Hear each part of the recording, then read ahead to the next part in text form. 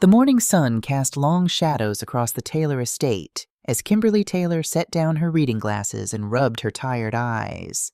At 68, she'd learned that wealth came with a weight most people never understood.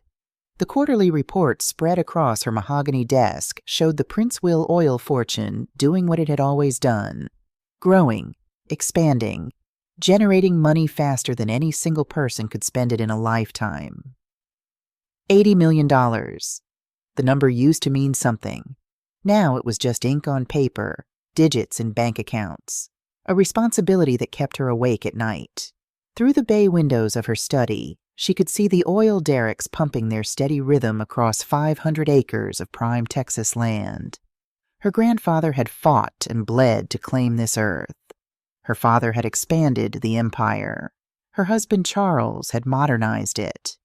And now, 5 years after his death, she managed it alone.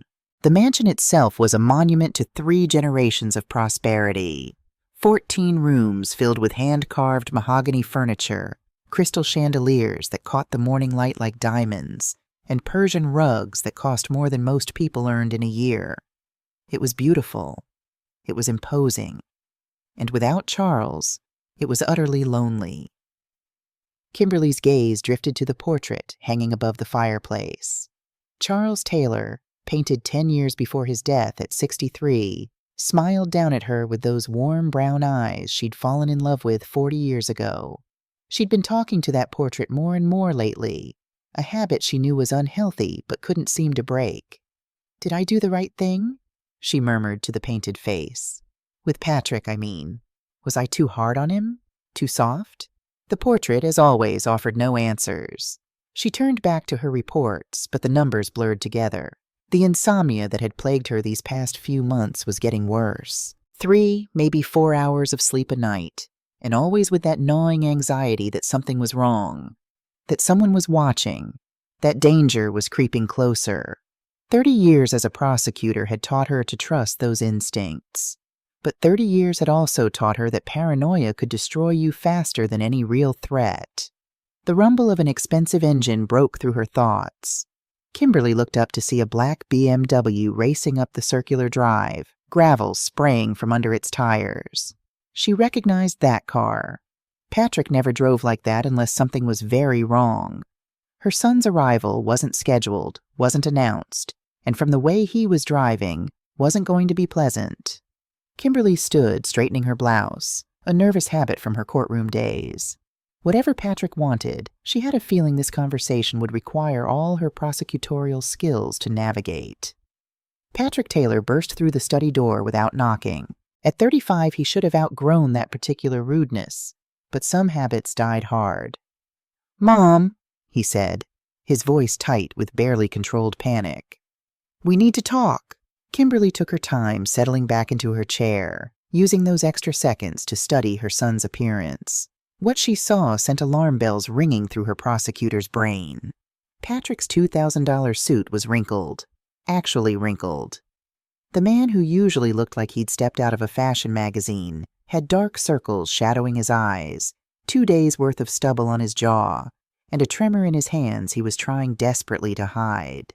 His usually perfect hair was disheveled, like he'd been running his fingers through it repeatedly.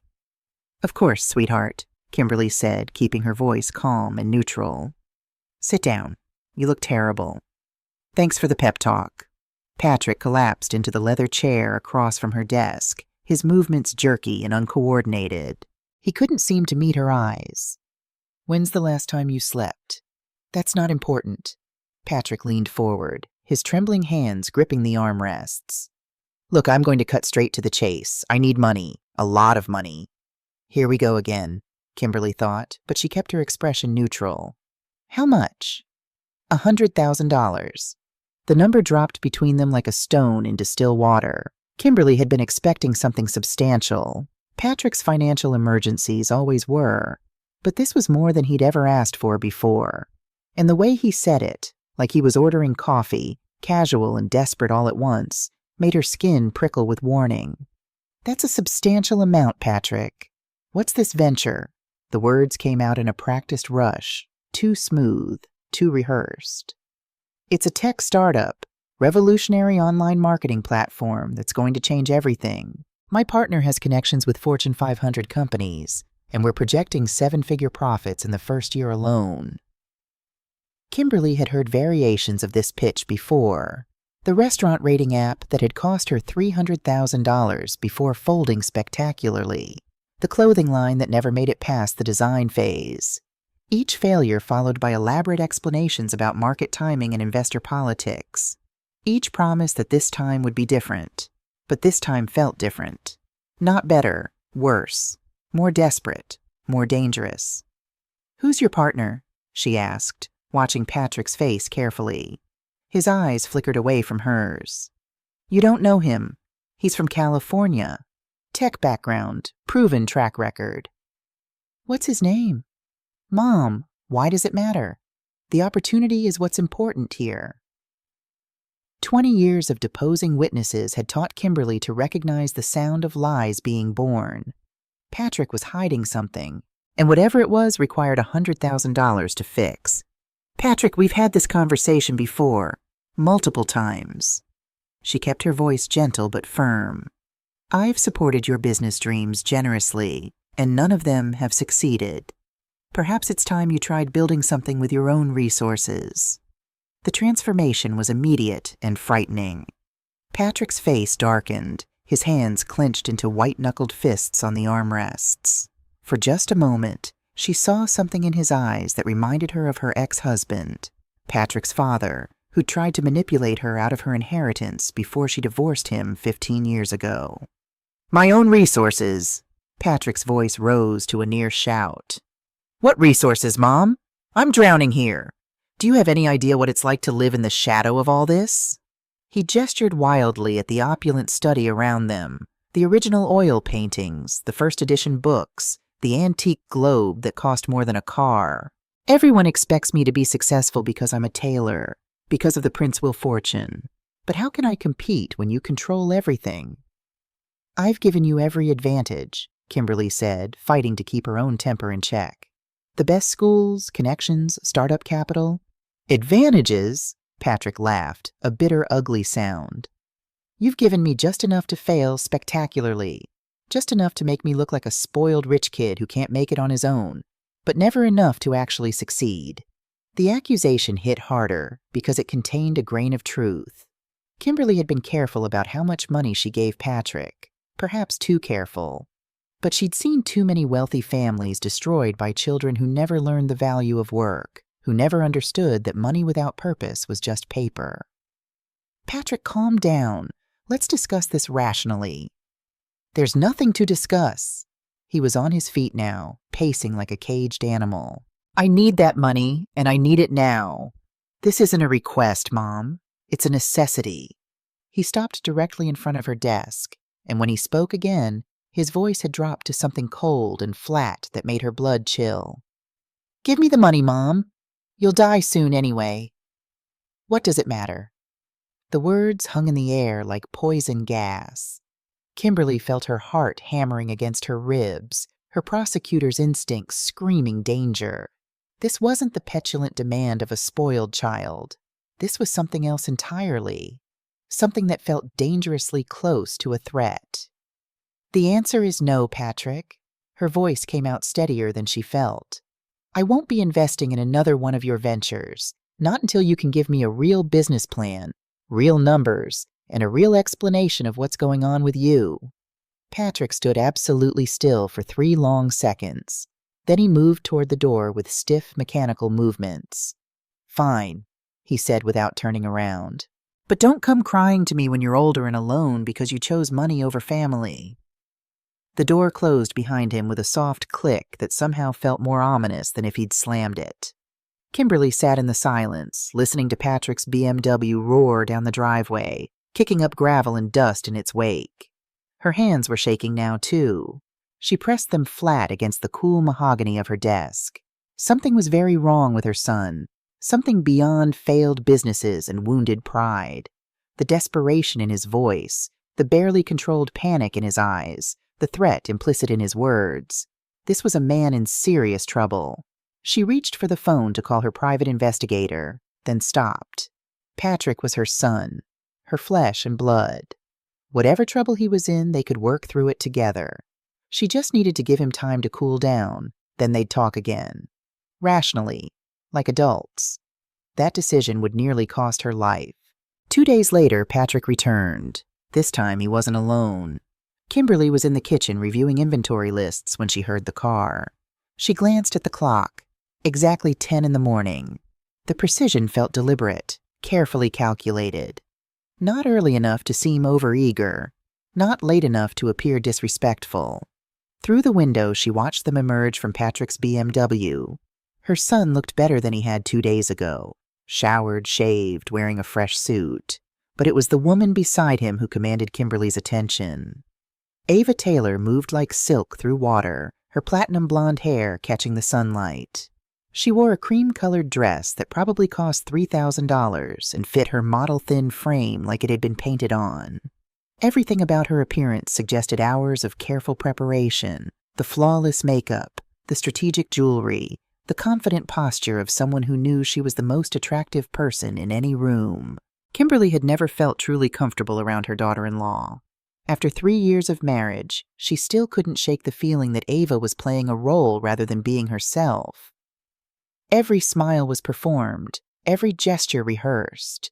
And her eyes, those ice-blue eyes that so many people found captivating, remained calculating and cold, even when her mouth smiled. The back door opened and Ava glided in, carrying 2 steaming mugs and delicate china cups. "Kimberly, I hope you don't mind us dropping by," she said, her voice warm and honeyed. "I brought you something special." She moved with practiced grace across the kitchen, setting one mug down in front of Kimberly while keeping the other cradled in her own hands. "I made this just for you. It's a special blend I picked up from that boutique coffee shop downtown. Ethiopian beans with Madagascar vanilla. I thought you might enjoy trying something new." Kimberly accepted the cup, her prosecutor's instincts already firing warning signals. The coffee smelled wrong. Not bad exactly, but sharp and bitter with an underlying chemical odor that reminded her of almonds mixed with something medicinal. 30 years of prosecuting criminals had taught her to recognize danger, and every nerve in her body was screaming that something was off. But she kept her expression neutral, gracious, giving nothing away. "How thoughtful of you, dear," she said, holding the cup, but not drinking. Patrick lingered by the kitchen doorway, and Kimberly noticed he wouldn't meet her eyes. His usual nervous energy had been replaced by a strange stillness, like he was holding his breath. When she glanced at him, he quickly looked away, focusing on his phone with obvious discomfort. "Patrick tells me you two had a little disagreement the other day," Ava said, settling gracefully into the chair across from Kimberly. She still held her own coffee cup, but Kimberly noticed she hadn't taken a single sip. "About business opportunities and family support." The way she emphasized family support made it sound like an obligation rather than a choice, like something Kimberly owed rather than chose to give. "We had a discussion about financial boundaries," Kimberly said carefully, watching Ava's face. "Patrick has wonderful entrepreneurial energy, but I think it's important for him to develop his own resources." "Of course," Ava agreed, her smile never wavering. "Independence is so important, though it can be challenging when family members have such different perspectives on success." She raised her coffee cup to her lips, and in that moment when Ava's attention shifted slightly to glance at Patrick, Kimberly made a split-second decision. Her prosecutor training had drilled one principle into her bones. When you suspect a trap, change the variables, create reasonable doubt, always have an exit strategy. In less than 2 seconds, while Ava's eyes were turned away, Kimberly switched their cups. They were identical white china mugs, and the exchange was so smooth, so practiced from years of courtroom sleight of hand with documents that neither Ava nor Patrick noticed. "Patrick's told me so much about his latest venture," Kimberly said, lifting her cup, which was now Ava's original, to her lips, but not actually drinking. "It sounds very promising." Something flickered in Ava's eyes. Surprise, maybe, or annoyance. "Yes, he's very excited about the potential." "And his partner?" Patrick mentioned someone from California with tech experience. Ava raised her cup, now Kimberly's original, and took her first real drink. Her face twisted slightly, like she'd tasted something unpleasant. Her eyes widened with what looked like confusion. But she said nothing about the flavor, which was interesting. If the coffee had simply been bad, she would have apologized. The fact that she stayed silent meant she knew what she was tasting and couldn't explain why it was in her mouth instead of Kimberly's. They chatted about meaningless things, the weather, the new gallery opening downtown, whether the garden needed replanting. Kimberly pretended to sip her coffee while watching Ava take several more drinks, her confusion growing with each swallow. Patrick checked his watch 3 times in 5 minutes. The tension in the room felt like a storm building on the horizon, pressure increasing with every passing second. 20 minutes after they'd arrived, Ava started coughing. It began as a small, polite clearing of her throat, but within seconds it escalated into deep, violent spasms that shook her entire body. Her face flushed red, then began taking on a grayish pallor that looked genuinely alarming. "Something's wrong," she gasped, gripping the edge of the table. Her voice was becoming hoarse, strained. I can't breathe properly." Patrick rushed over from his position by the door, his concern appearing genuine, or at least well acted. "Ava, what's happening? Are you having an allergic reaction?" "Hospital," she wheezed, her breathing becoming increasingly labored. "Need to go to the hospital, now." As they rushed to prepare for the emergency room, Ava leaning heavily on Patrick while making appropriately distressed noises, one thought kept repeating in Kimberly's mind with crystalline clarity. That coffee had been meant for me, which meant my loving daughter-in-law had just poisoned herself with her own murder weapon. The ride to Mercy General Hospital felt like a scene from a medical drama, complete with Ava's increasingly theatrical symptoms and Patrick's perfectly calibrated concern. Kimberly sat in the back seat, watching this performance unfold with the cold analytical eye she'd developed during 30 years of prosecuting liars.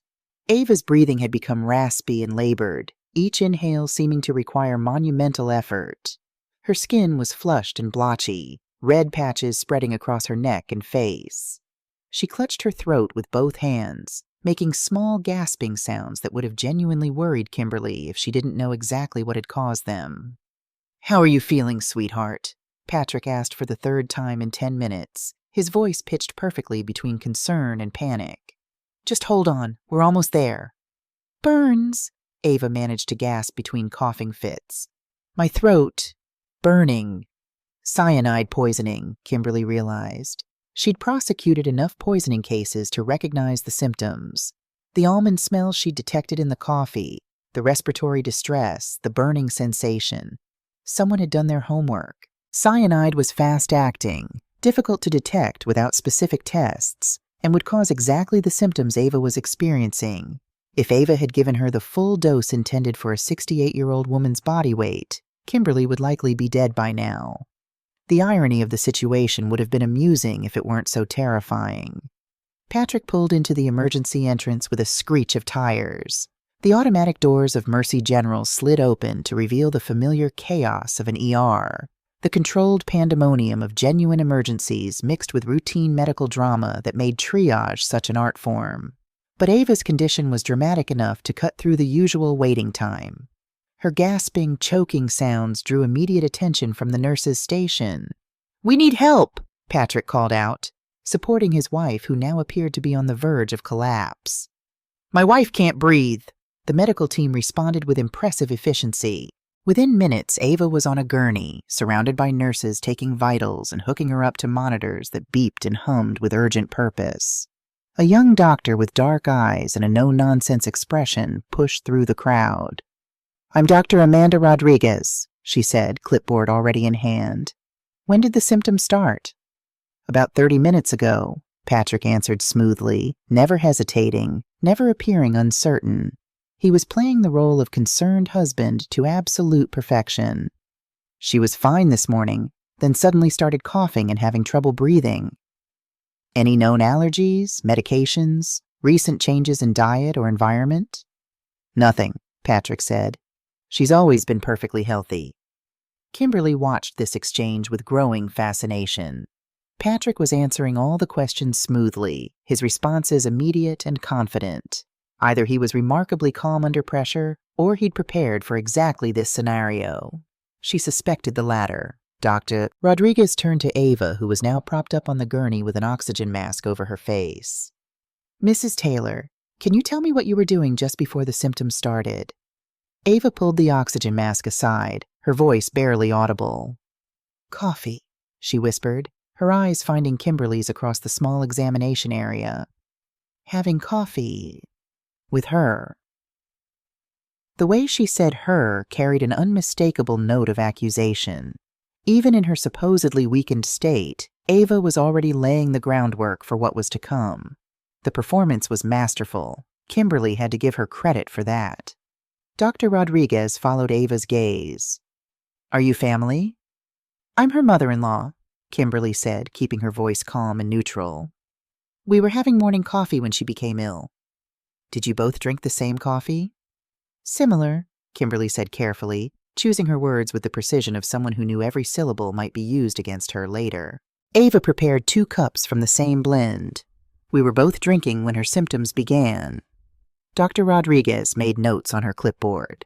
Food poisoning was always a possibility when multiple people consumed the same substance, but only one person getting sick suggested either an allergic reaction or something more sinister. The doctor's expression suggested she was already considering both options. "We're going to run some blood tests," Dr. Rodriguez announced. "In the meantime, let's get you more comfortable and see if we can stabilize your breathing." As the medical team worked on Ava, adjusting her oxygen levels, starting an IV, drawing blood for the lab, Patrick turned to Kimberly with an expression she couldn't quite read.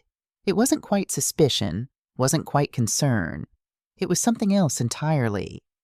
"Mom, I'm going to run home and get some of Ava's things. Pajamas, her medications, toiletries.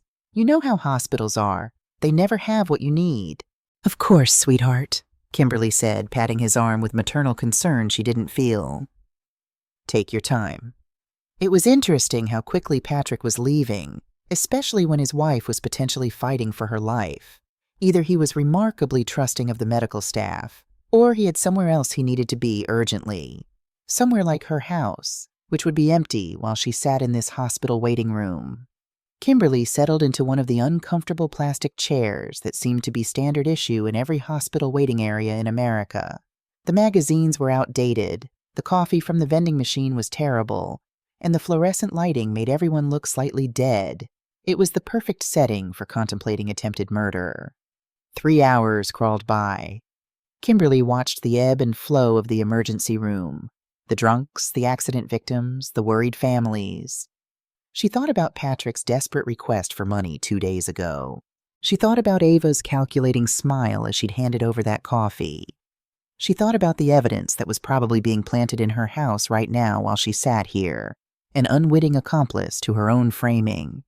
When Patrick finally returned, carrying a small overnight bag and looking appropriately exhausted, Dr. Rodriguez emerged from the treatment area with news. "We have the preliminary blood test results," she said, her expression grave. "This is very serious, and I'm required by law to report it to the authorities." "Report what?" Patrick asked, though Kimberly noticed he didn't seem surprised. Just concerned. Just worried enough. Dr. Rodriguez took a breath. "We found traces of cyanide in Mrs. Taylor's bloodstream. This wasn't an accident or an allergic reaction. This was deliberate poisoning." The word poisoning dropped into the waiting room like a grenade. Patrick's face went pale. A nice touch, Kimberly thought. He grabbed her arm as if seeking support, his fingers digging into her flesh. "Poisoning?" he repeated, his voice cracking with what sounded like genuine shock. "But how? Who would do something like that?" Before Dr. Rodriguez could answer, Ava's voice rang out from behind the curtain. Weak, but remarkably clear for someone who'd supposedly been at death's door. "She did it," Ava said. When a nurse pulled back the curtain, Ava was sitting up in bed, her finger pointing directly at Kimberly. "Colleen poisoned my coffee. She tried to kill me." Detective James Morrison arrived at Mercy General within 30 minutes of Dr. Rodriguez's call, which suggested that attempted murder cases received priority attention even in a quiet Texas town. He was younger than Kimberly had expected, early 40s with sharp gray eyes that seemed to catalog every detail, and the patient, watchful demeanor of someone who'd heard every lie in the book and some that hadn't been written yet.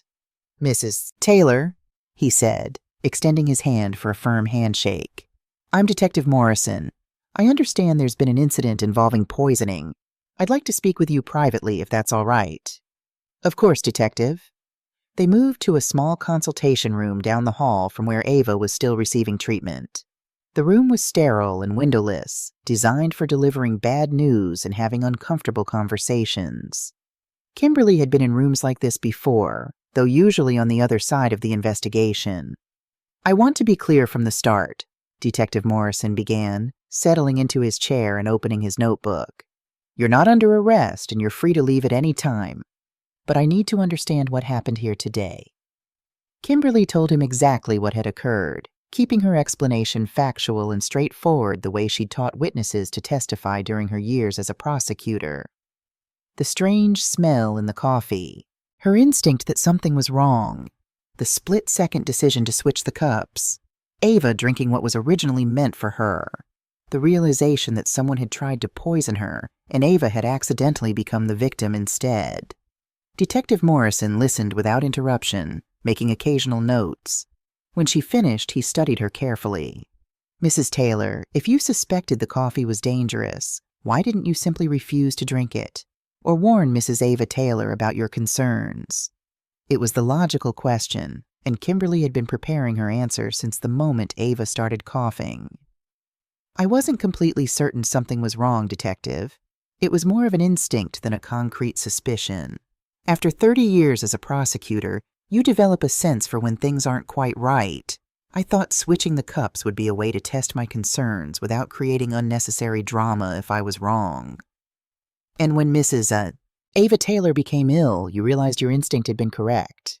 "Yes. Someone had tried to poison me, and Ava had accidentally become the victim instead." "Who else knew you were having coffee this morning?" "Only Patrick and Ava. It was a spur-of-the-moment visit.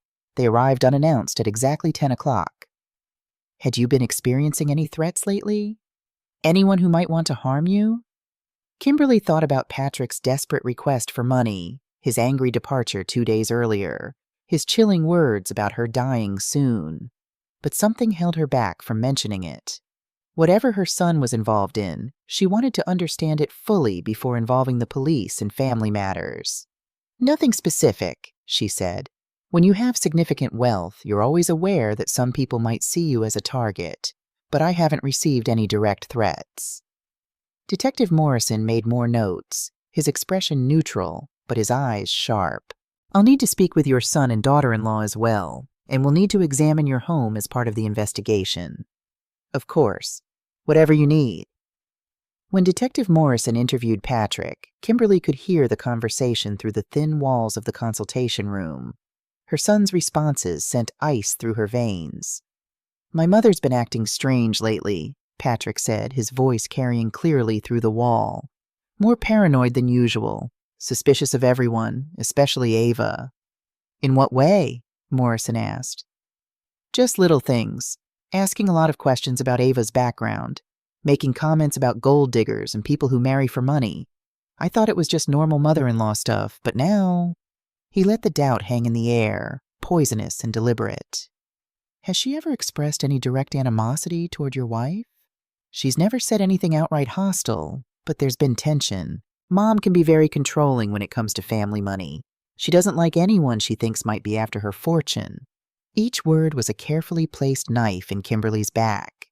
Patrick was painting a picture of a paranoid, controlling old woman who might poison her daughter-in-law out of jealousy and suspicion.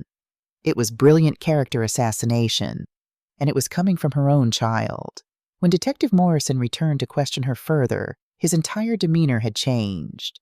The polite professional courtesy had been replaced by barely concealed suspicion. "Mrs. Taylor, I need to ask you some direct questions. Have you been concerned about your daughter-in-law's intentions regarding your family's wealth?" The question was clearly based on what Patrick had told him. Kimberly chose her words carefully, aware that every syllable was being evaluated for signs of guilt or instability. I think it's natural for any parent to be protective of their family's assets, Detective. But I've never had any specific reason to distrust Ava. Your son mentioned that you've been acting more suspicious lately. Is there any truth to that? I don't believe I've been acting any differently than usual. Patrick may be interpreting normal caution as suspicion. Detective Morrison made more notes, and Kimberly could see him building a case in his mind. Wealthy older woman, suspicious of young daughter-in-law, history of controlling behavior around money, opportunity and means to commit poisoning. The narrative practically wrote itself. Mrs. Taylor, I'm going to need to examine your home as part of this investigation. Do I have your permission to conduct a search? Kimberly knew she could refuse and demand a warrant, but that would only make her look more guilty. Of course, Detective. I have nothing to hide. We'll also need to examine any computers, phones, or other devices that might contain relevant information. Whatever you need. As they prepared to leave the hospital, Kimberly caught one last glimpse of Ava through the gap in her room's curtain. She was sitting up in bed, no longer appearing to struggle for breath, engaged in quiet conversation with a nurse. The oxygen mask was pushed aside, her color had returned to normal, and she looked remarkably healthy for someone who'd supposedly been at death's door an hour ago. When Ava saw Kimberly looking, she offered a small, satisfied smile that made Kimberly's blood run cold. That smile told her everything she needed to know. This wasn't over. In fact, it was just beginning. The search of Kimberly's home was thorough, professional, and utterly devastating. Detective Morrison arrived the next morning with a full forensics team and a warrant that gave them permission to examine every inch of her property. Kimberly watched from her living room as strangers in latex gloves went through her most personal possessions, looking for evidence that she was a would-be murderer. We appreciate your cooperation, Mrs. Taylor, Detective Morrison said as his team spread throughout the house. This should only take a few hours. Kimberly sat in her study, the same room where Patrick had demanded money just 3 days earlier, and tried to process how quickly her life had spiraled out of control. 72 hours ago, she'd been a wealthy widow living quietly on her family's estate. Now she was the prime suspect in an attempted murder case. The forensics team worked with methodical precision.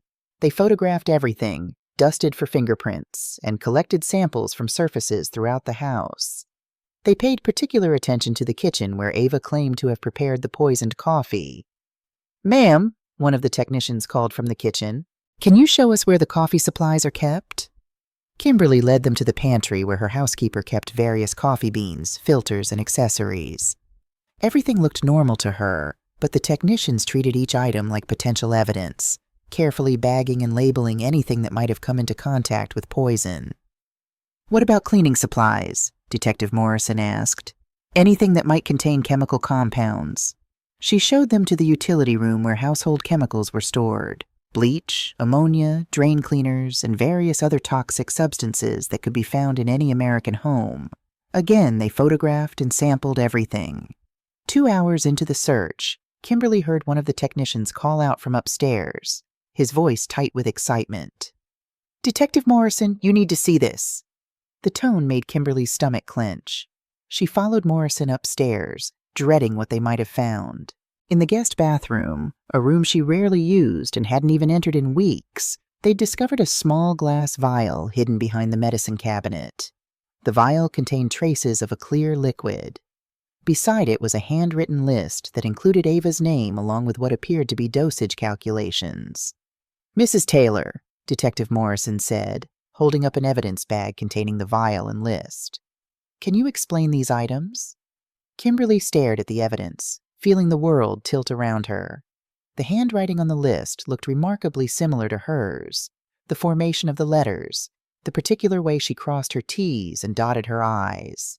Whoever had written this had either studied her handwriting extensively or... The timeline clicked into place with sickening clarity.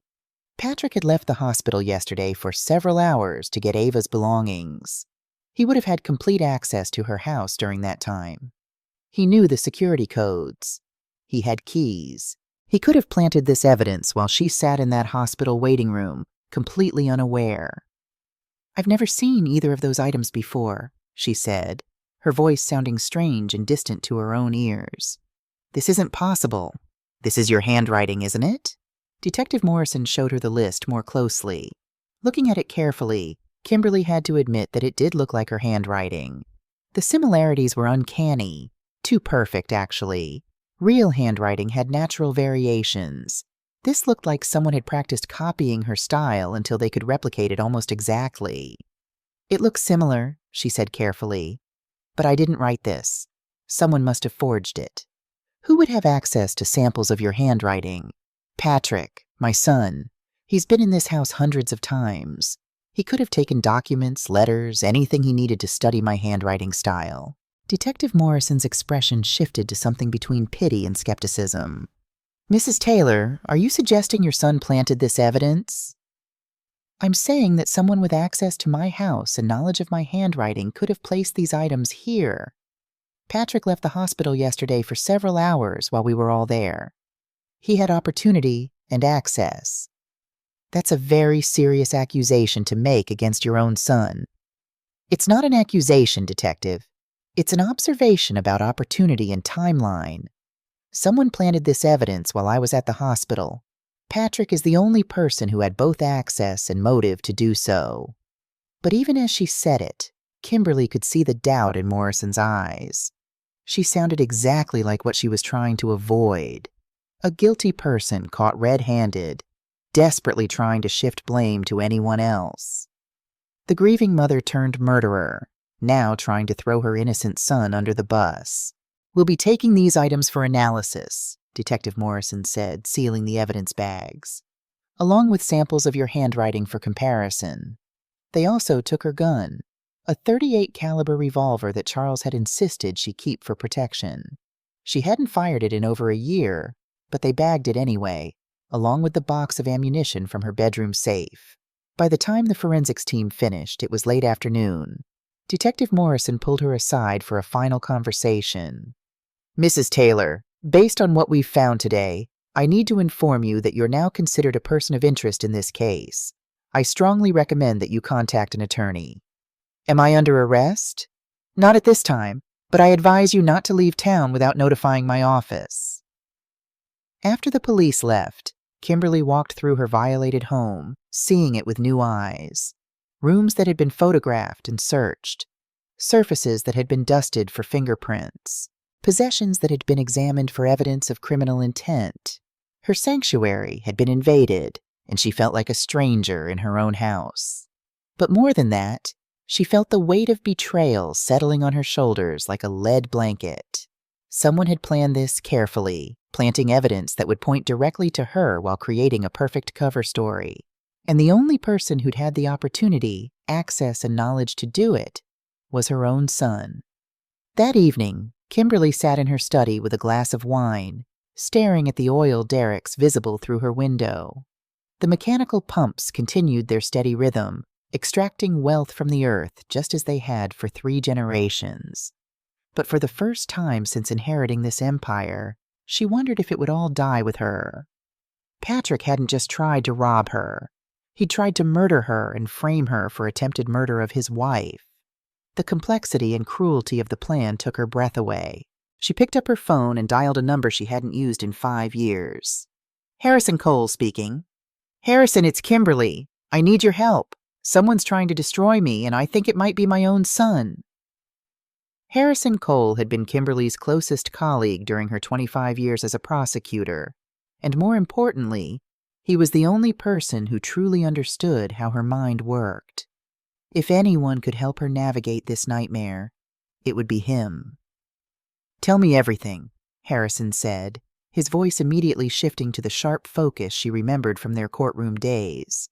"Don't leave out a single detail." Kimberly explained the entire sequence of events, Patrick's desperate request for money, and his chilling words about her dying soon.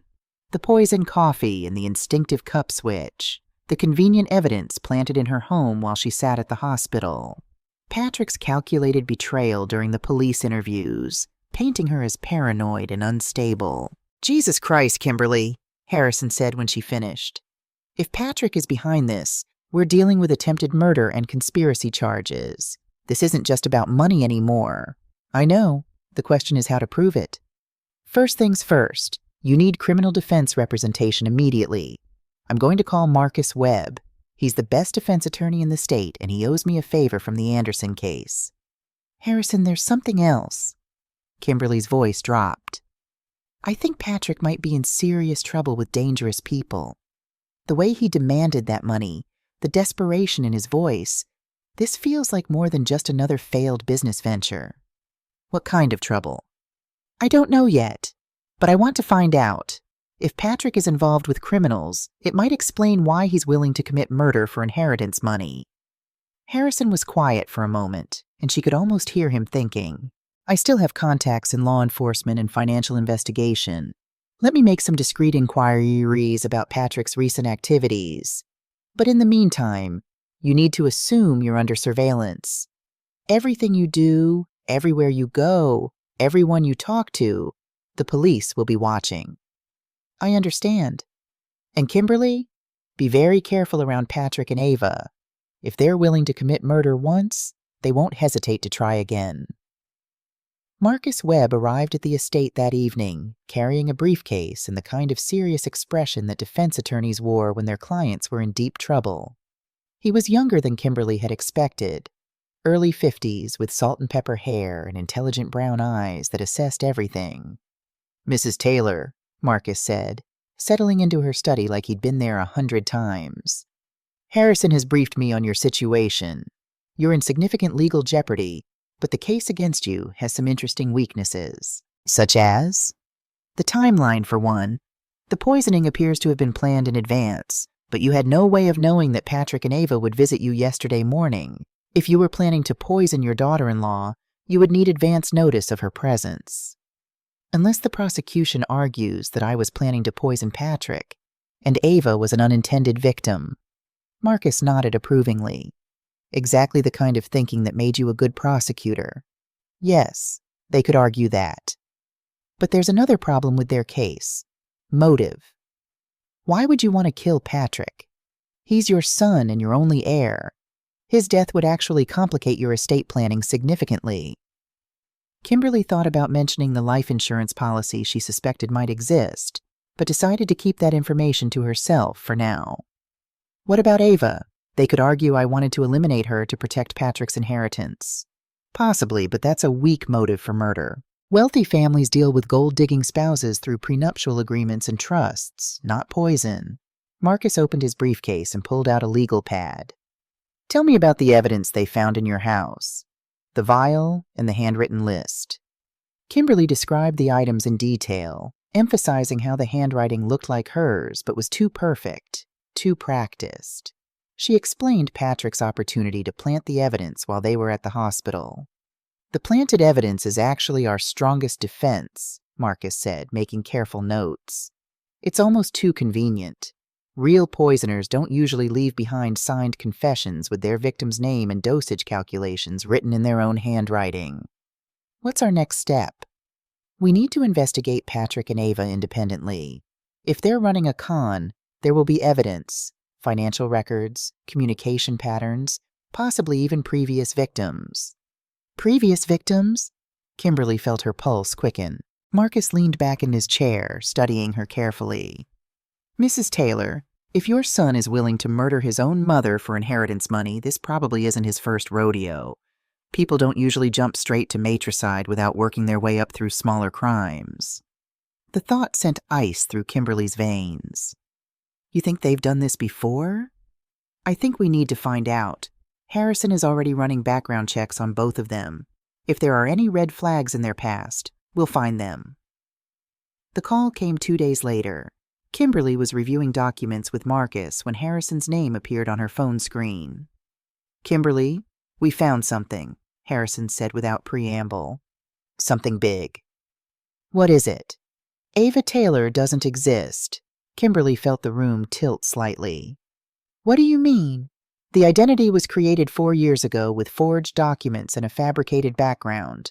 Birth certificate, social security number, college transcripts, all fake. Very good fakes, professional grade, but fake nonetheless. Marcus had stopped writing and was listening intently. Who is she really? Kimberly asked. Her real name is Victoria Sterling.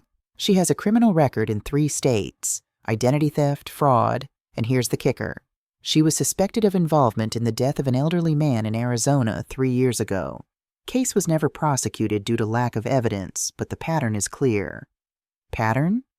The victim was a wealthy widower. Victoria, using a different identity then, was his young girlfriend. He died suddenly of what appeared to be natural causes, and Victoria disappeared with a substantial amount of his money. Sound familiar? Kimberly's mind was racing. How did Patrick meet her? That's what we're trying to figure out. But Kimberly, there's more. We dug into Patrick's finances, and he's in serious trouble. He owes over $300,000 to various creditors. $300,000? The number staggered her. High-stakes poker games, sports betting, and some kind of cryptocurrency speculation that went catastrophically wrong. Some of these creditors are legitimate financial institutions, but others— Harrison paused. Others are the kind of people who don't accept payment plans, the kind who break legs when they don't get their money. That's why he was so desperate, Kimberly said quietly. He wasn't just asking for business capital. He was trying to save his own life. And when you refused, Marcus added, he and Victoria decided to accelerate their plan. Kill you, inherit the estate, pay off the debts. But there's a problem with that theory, Kimberly said. If Patrick inherits when I die, why try to poison me and frame me for Ava's attempted murder? Why not just make it look like an accident? Harrison's voice came through the speaker. That's the question we've been asking, and I think I found the answer. Kimberly, when was the last time you updated your will? About 3 months ago. Why? What changes did you make? Kimberly felt a cold realization washing over her. I created a charitable foundation, the Taylor Foundation for Animal Welfare. Patrick still gets a comfortable income, but the bulk of the estate goes to the foundation. And does Patrick know about this change? Wait, she remembered now. My estate attorney mentioned that Patrick called his office about 6 weeks ago. He was asking questions about my estate plans, whether there had been any recent changes. So he knows, Marcus said. Patrick knows he's been effectively disinherited. Harrison's voice was grim. Which means killing you doesn't solve his problem. If you die of natural causes or an accident, the will stands and he gets nothing but a monthly stipend. But if you're convicted of attempted murder, the will can be challenged, Marcus finished. Patrick could argue you weren't of sound mind when you changed it, that your paranoia and mental instability, which he's been carefully documenting through his statements to police, rendered you incompetent to make legal decisions. He's not trying to kill me, Kimberly said slowly. He's trying to destroy my credibility so he can contest the will. Exactly. And Victoria, who's done this before, remember, helped him design the perfect plan. Poison herself with a dose she knew she could survive, frame you for it, and then use your criminal conviction to invalidate the new will and restore Patrick's inheritance. The complexity of it took Kimberly's breath away. How long have they been planning this? Hard to say, Harrison replied. But I'd guess at least several months, possibly since Patrick found out about the will change. The arrest came 5 days later. Detective Morrison arrived at her door with 2 uniformed officers and the kind of expression that said he took no pleasure in what he was about to do, but would do it anyway. Mrs. Kimberly Taylor, he said formally, based on the evidence we've gathered, I'm placing you under arrest for the attempted murder of Mrs. Ava Taylor. You have the right to remain silent. Kimberly barely heard the rest of the Miranda warning. The handcuffs clicked around her wrists, cold metal against her skin, and she found herself being led to a patrol car while news cameras captured every moment. Somewhere during the 5 days since the poisoning, her case had become a media sensation. Oil heiress accused of poisoning daughter-in-law, screamed the headline on every local news station. By the time they reached the county jail, the story was spreading to national outlets. The booking process was humiliating. Fingerprints, photographs, personal belongings cataloged and stored. They gave her an orange jumpsuit that smelled of industrial detergent and led her to a cell she'd be sharing with another woman. Her cellmate was named Maria Santos, arrested for check fraud and surprisingly philosophical about the experience. "First time?" Maria asked as Kimberly tried to make herself comfortable on the narrow bunk. "Unfortunately, yes." "What did you do?" "They think I tried to poison my daughter-in-law." Maria whistled low. "Family drama. That's always the messiest kind of crime." "I didn't do it." "Honey, everybody in here didn't do it." Maria's smile was knowing but not unkind. "But the real question is, can you prove you didn't do it?" That was exactly the question keeping Kimberly awake at night. Marcus had warned her that proving innocence was much harder than establishing reasonable doubt, especially when the evidence was as seemingly solid as what they'd assembled against her. The bail hearing was set for Monday morning, 3 days away. Marcus was confident he could get her released, but the prosecution was arguing that she was a flight risk due to her substantial wealth and that she posed a danger to potential witnesses, specifically Ava and Patrick. Marcus visited twice during those 3 days, bringing updates and preparing her for the hearing. "The district attorney is treating this like a high-profile case," he explained during the second visit. "They think convicting a wealthy oil heiress will be good publicity." "What about our investigation into Patrick and Ava? I mean Victoria." "Harrison is making progress, but it's slow going. We've confirmed Patrick's gambling debts and Victoria's real identity, but we need more to prove they're running a con. We need to establish their pattern of behavior, show that this isn't an isolated incident." "How long will that take?" "I don't know. But Kimberly, you need to prepare yourself for the possibility that this could go to trial. The evidence against you is circumstantial, but it's compelling. We need something concrete to shift the narrative." On her third night in jail, around 2 in the morning, Maria rolled over in her bunk. "You awake?" she whispered. "Yes." "I've been thinking about your case. You said your son and his wife are trying to frame you, right?" "That's what I believe, yes." "So what do they want most in the world?" Kimberly thought about it. "My money, my estate." "Right. And right now they think they're winning. You're in here, they're out there, everything's going according to their plan."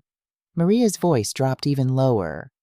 "So what do you think would happen if you made them believe their plan was about to fall apart? That you had evidence that could destroy them?" "They'd panic." "More than panic. They'd do something desperate, and desperate people make mistakes." Kimberly stared at the ceiling, Maria's words echoing in her mind. "You're saying I should set a trap. I'm saying you need to think like they do. Make them think they can have everything they want, then take it all away. But you gotta be smart about it, and you gotta be willing to use yourself as bait." She bail hearing at the county courthouse was a media circus. News vans lined the street, and reporters shouted questions as Marcus escorted Kimberly through the crowd. Inside, the courtroom was packed with spectators and journalists, all eager to watch the wealthy widow face justice. Judge Patricia Williams presided with the no-nonsense efficiency Kimberly remembered from her prosecutorial days. She listened to arguments from both sides, the prosecution painting Kimberly as a dangerous, paranoid woman who'd tried to murder her innocent daughter-in-law, while Marcus argued she was a victim of an elaborate frame job. Patrick and Ava sat in the front row, picture-perfect in their roles. Ava looked appropriately frail and victimized, though Kimberly noticed she'd recovered remarkably well from her near-death experience. Patrick played the devastated son torn between loyalty to his mother and justice for his wife. Judge Williams set bail at $2 million. The defendant will surrender her passport and submit to electronic monitoring.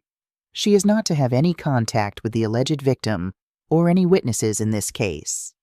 As the court officers fitted the electronic monitoring bracelet around Kimberly's ankle, she caught Patrick's eye across the courtroom. For just a moment, she saw something flicker in his expression. Not quite triumph, but satisfaction. He thought he was winning. Back at the estate that evening, Kimberly sat in her study, the monitoring bracelet a constant reminder of her confinement. Marcus and Harrison had joined her for a strategy session. "The good news is you're out," Marcus said. "The bad news is the prosecution has a strong case. We need to find something that definitively proves Patrick and Victoria are running a con." A knock at the front door interrupted them. Kimberly checked the security monitor and felt surprise wash over her. "It's Evelyn," she said. Evelyn Taylor, Charles's younger sister, stood on the doorstep looking elegant and concerned.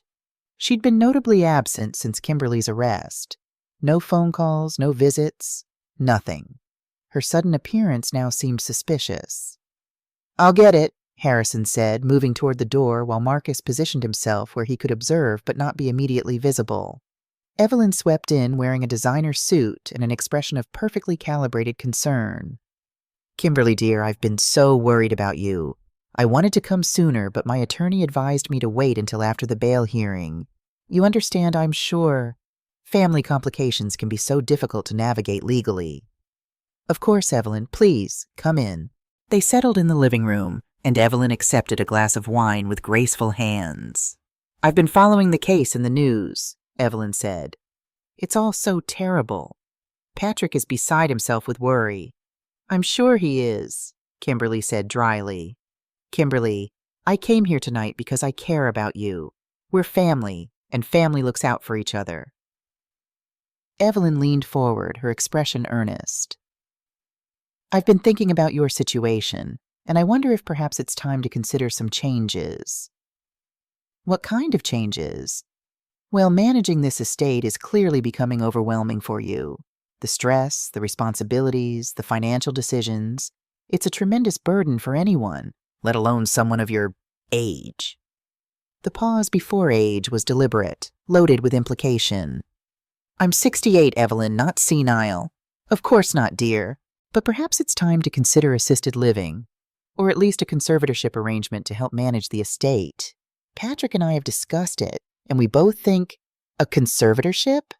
Kimberly felt ice forming in her stomach. "You and Patrick have discussed putting me under conservatorship?" "Just temporarily," Evelyn said quickly, "until this unpleasantness is resolved. It would actually help your legal case, show that you're taking your mental health seriously, that you recognize you need support." From his position in the study doorway, Harrison caught Kimberly's eye. His expression was sharp, alert. This was important. "When exactly did you and Patrick discuss this?" Kimberly asked carefully. "Oh, we've talked about it several times over the past few months. Patrick has been so concerned about you, especially after you changed your will so dramatically. He thought you might not have been thinking clearly." "Patrick knew about the will change months ago?" "Well, yes. He told me about it back in— it must have been July or August. He was quite upset, naturally. He felt you were pushing him away, cutting him off from his rightful inheritance." Evelyn sipped her wine delicately. "That's when I suggested he talk to Ava about it. She's so clever with these sorts of family matters." Kimberly's mind was racing. "You suggested Patrick talk to Ava specifically about my will?" "Of course. I introduced them, you know. I met Ava at a charity event about 4 years ago. Such a charming woman, from such a good family. I thought she'd be perfect for Patrick. He needed someone sophisticated, someone who understood how to navigate wealth and social expectations." "You introduced Patrick to Ava," Kimberly repeated slowly. "Yes, at a fundraiser for the Arts Council. Didn't Patrick tell you?" Evelyn looked genuinely confused by Kimberly's reaction. "I thought it would be good for him to meet someone with Ava's background and connections, and I was right. Look how happy they are together." Harrison had moved closer, his journalist's instincts clearly sensing a major revelation. "Evelyn," Kimberly said carefully, "what do you know about Ava's background?" "Well, she comes from old money. East Coast family, I believe. Very discreet, very proper. Excellent education, sophisticated taste. Exactly the kind of woman who should marry into the Taylor family." "Did you verify any of this? Her family, her background?" "Why would I need to?" Evelyn looked genuinely puzzled. She presented herself beautifully. She knew all the right people, said all the right things, and Patrick fell for her immediately, which I thought was wonderful. Kimberly exchanged a long look with Harrison. Evelyn had no idea she'd introduced Patrick to a professional con artist. She genuinely believed she was doing something helpful. "Evelyn, why did you really come here tonight?" "I told you, to suggest the conservatorship. It would be good for everyone, Kimberly. You'd be relieved of the burden of managing the estate. Patrick would get more involved in family business as he should, and She paused, then continued more carefully. There's a clause in Charles's will. Did you know about it? What clause? If you're declared incompetent or convicted of a violent crime, a portion of the estate reverts to Charles's blood family. It was something his father insisted on, keeping the Taylor name money in Taylor hands. Charles never thought it would matter, but now, with everything that's happened, the full picture clicked into place with sickening clarity. How much of the estate reverts to you, Evelyn? 20%. It was meant to protect the family legacy. 20% of $80 million. $16 million that Evelyn stood to gain if Kimberly was convicted or declared incompetent. And you discussed this with Patrick? Well, yes. We're both Charles's family. We should work together to protect what's ours. Kimberly felt a wave of cold fury wash over her. Evelyn, do you have any idea what you've done? I've tried to help family, just as I always have. Why are you acting like I've done something wrong? Because you've been feeding Patrick's resentment for years. You introduced him to a woman who's a professional con artist. Her real name is Victoria Sterling, and she's wanted in connection with multiple deaths in multiple states. And now you're here suggesting a conservatorship that would benefit both you and Patrick financially. Evelyn's face had gone pale. That's not Victoria Sterling? But she said her name was Ava Morrison. She said... She stopped, realization dawning. Oh my God, Patrick's wife is a criminal? You didn't know? Harrison asked, moving into the room fully now. Of course I didn't know. I thought I was introducing Patrick to a suitable match. I thought... Evelyn's hands were shaking now. Kimberly, are you saying Patrick and this woman tried to kill you? I'm saying they tried to frame me for attempting to kill Ava, Victoria, so that Patrick could challenge my will and you could invoke that reversion clause. But I never agreed to murder. I thought we'd handle it legally, through the courts. A conservatorship would be legitimate, above board. I never wanted anyone hurt. Kimberly studied Evelyn's face and saw genuine horror there.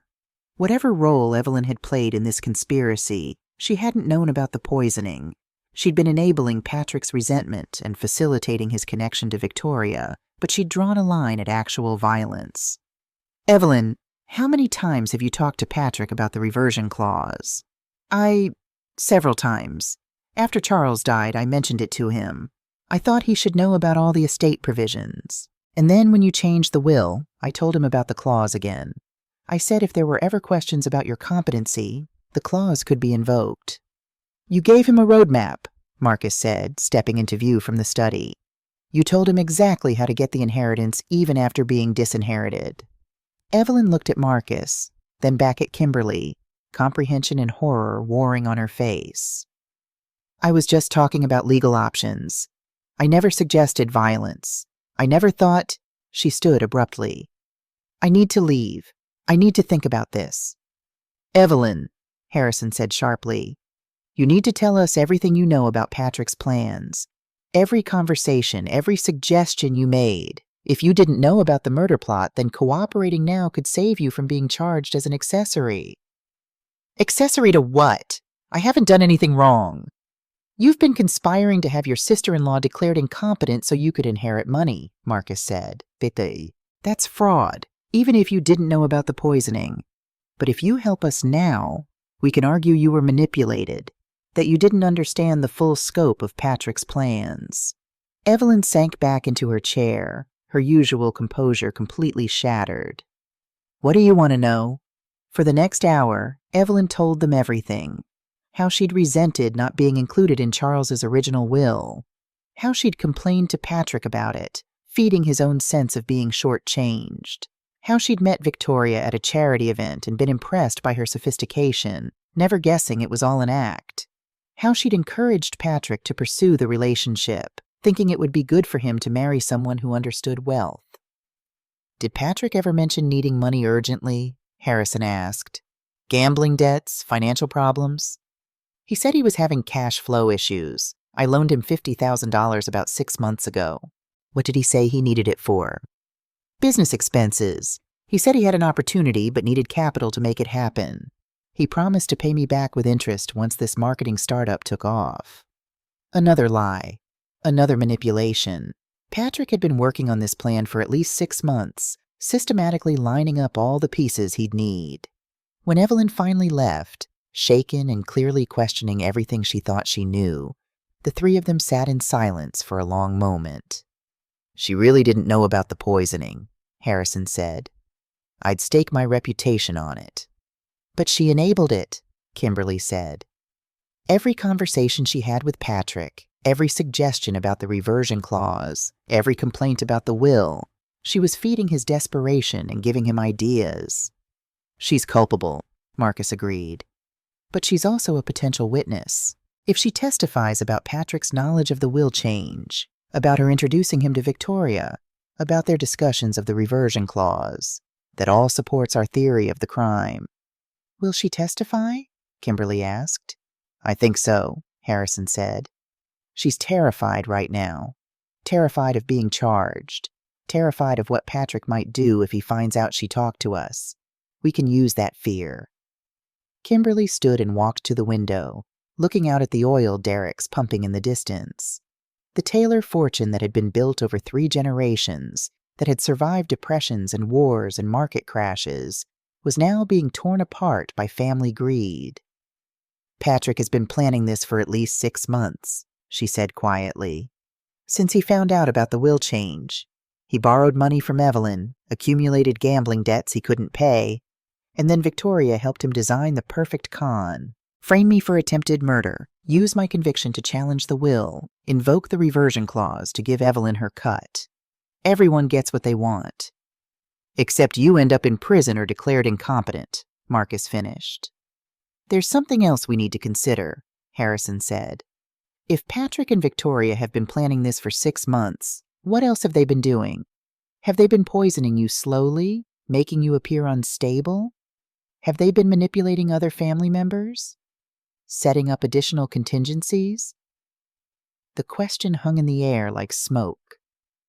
Kimberly thought about the insomnia that had plagued her for months, the anxiety, the paranoia, the feeling that something was wrong. She'd attributed it to Charles's death, to managing the estate alone, to the natural worries of a 68-year-old woman. But what if it wasn't natural at all? "We need to test for chronic poisoning," she said. "Small doses over time, not enough to kill, but enough to make me seem unstable, paranoid, incompetent." "I'll call a toxicologist," Marcus said, already reaching for his phone. As he stepped away to make the call, Kimberly turned to Harrison. "Maria was right. We need to set a trap. Make Patrick and Victoria think their plan is about to fall apart, then catch them when they make their desperate move." "What did you have in mind?" "We leak information. Let them know I've discovered evidence that proves my innocence. Evidence that would expose their entire conspiracy. They'll have to come after me to destroy it, or steal it." "Kimberly, that's incredibly dangerous." "I know, but I'm tired of being reactive.